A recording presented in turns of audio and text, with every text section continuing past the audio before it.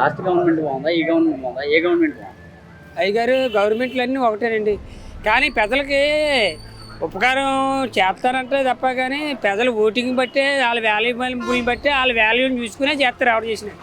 అంతేగాని వాళ్ళ వాల్యుబుల్ అంతా పోగొట్టుకుని వాళ్ళ ఆస్తులంతా నష్టం చేసేసుకుని ఎవరు పెద్దలు చూసేసుకోవాలి ఎవరు లేరండి. అన్నీ ఒకటే మాకు. కానీ ఏది గెలుస్తుందో మాకు అదే ముఖ్యం. నిదానం చెప్పాలంటే ఒక నిరుపేదవాడైనా ఎవడైనా అభాగ్యుడైనా సరే చెప్పేది అది. గెలిచిన దాని మీద ఎవరైనా సరే మేము దాని కేసు గెలిపించాం, మేమందరం గెలిపిస్తేనే వచ్చిందంటారు. గెలిపించిన వాళ్ళు కొంతమంది ఉంటారు, గెలిపించిన వాళ్ళు కొంతమంది ఉంటారు. కానీ ఏ ప్రభుత్వాన్ని సరే ఒకలాగే ఉన్నదండి. ఇప్పటికి అప్పటికి ఒకలాగా ఉంది, ఏం మారలేదు. ఆయన ఉన్నప్పుడు ఒకలాగా ఉంది, ఇప్పుడు ఒకలాగా ఉందండి.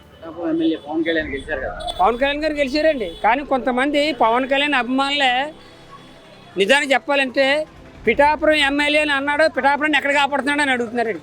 దానికి ప్రశ్న ఏం చెప్పాలి అయ్యారు? సినీ తెర మీద ఉన్నవాడు ఊళ్ళోకి పిఠాపురం ఎమ్మెల్యే అయిపోయాడని ఆనందపడిపోయాం.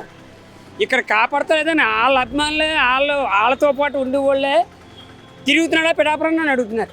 వర్మ గారు ఎలా ఉంటారు ఇక్కడ? వర్మ గారు అయితే కింగ్ అండి. వర్మ గారే కింగ్. 10 మందికి ఆదేశం ఏం చేసినా ఏం చెందినా కానీ 10 మందికి భోజనం పెడతారు. ఎవరిని ఆకలితో ఉండవు. ఆయన పుట్టినరోజు రానివ్వండి, పండగ రానివ్వండి, 10 మందిని పరామర్శిస్తుంటాడు, 10 చోట్ల తిరుగుతుంటాడు, 10 సార్లు వస్తుంటాడు. కానీ కడుపు మాత్రం ఏది ఎట్లా పోయినా కడుపు మాత్రం తిండి ఎడతాడండి. మిగతా వాళ్ళు అదేమీ లేదు.